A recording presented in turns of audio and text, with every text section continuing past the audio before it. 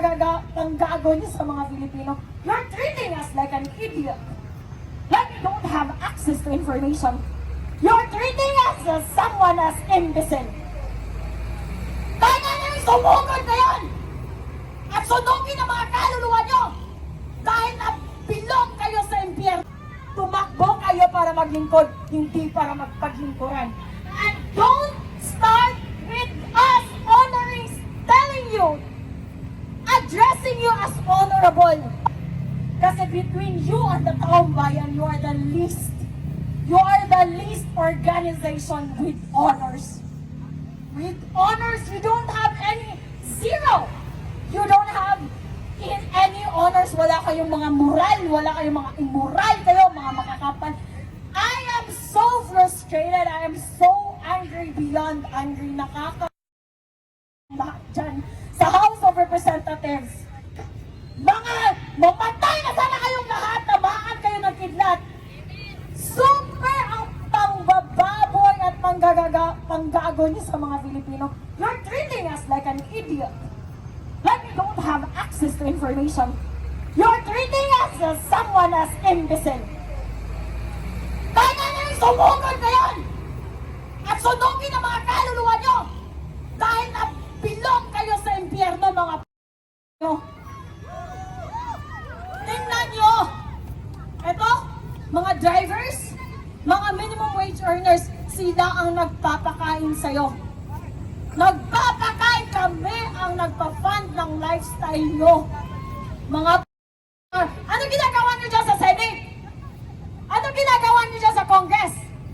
Are you just doing login and log out and that's it? No! We demand that you work diligently, you work morally, and you work hard for the Filipino people, for you to earn our trust, because you don't deserve our trust and respect. I don't think so it's gonna happen anytime today. Mga makakapal ang mukha nyo. At sa mga kababayan nating police and armed forces of the Philippines, sir, with all due respect, I know naiipit kayo. Naiipit kayo kasi ang chief of command nyo nakakabutang na. But then you're bound by your service, and you're bound by your contract, and you're bound by your employment. But please, this is beyond insane. This is beyond insane! This is beyond insane! Ang kakapal na mukha nyo, lumabas kayong lahat. Yung mga sasakyan nyo, hindi nyo sasakyan yan. Sasakyan namin yan. Dahil kami ang nagbabayad ng mga sasakyan nyo. Ilang sasakyan ang gusto nyo? Mga nyo, ilang bahay sa Forbes Park ang gusto nyo? Napakahirap namin dahil ninanakaw nyo ang pera na para sa amin. We're not asking for private jets.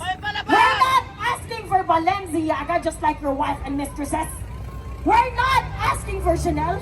We're not asking for travel abroad, in Europe, in Edinburgh, in Scotland, in Italy, in Paris.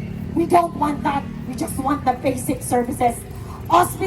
Working hospitals with medicines and with working medical professionals.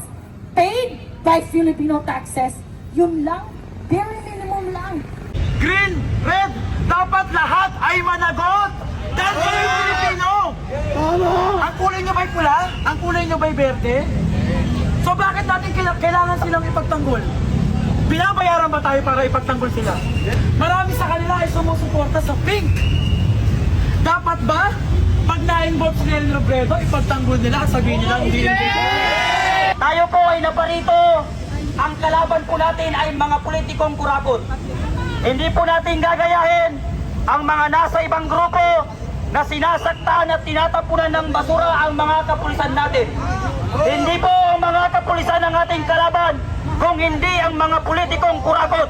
Kaya inuulit ko po, dito po ay hindi po natin pinapahintulutan na kahit sino po na makisama sa rallying dito o gaganaping rally na ito, na gagayahin natin ang mga ibang grupo na tinatapunan ng basura at sinasaktan ng mga kapulisan. Hindi po tayo naparito upang saktan o kalabanin ng mga pulis dahil hindi po sila ang ating mga kalaban kung hindi ang mga politikong kurakot. Yun. Kaya sana, ituloy-tuloy na natin to. Nabuksan na ninyo ang inyong mga mata. kasalanan na ang pumikit. Lagi tayong nandito since last year pa, pero nandito pa rin tayo ngayon. Alam naman natin ang pinaglalaban natin ay iisa lang. Walang iba kundi si BBM. BBM, bumaba ka na dahil ikaw ay weak leader.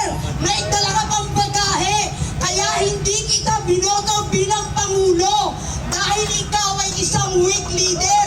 Anong ginawa mo sa amin? Nilulumbok mo kami sa kumuloy ng kahirapan. Bakit hindi ka pa bumaba? Ano pa ang ginagawa mo? Ang kakapal ng mga mukha nyo, hindi na kayo nahiya. Lahat ng nangyayari, itinitwist ninyo. Pero hindi nyo kami maloloko. Ang maloloko nyo lang ay yung mga binabayaran nyo. Hindi. Dahil ako, since natagal na, hindi ko talaga gusto ang mga Marcos. Ni isa, wala akong gusto sa mga Marcos.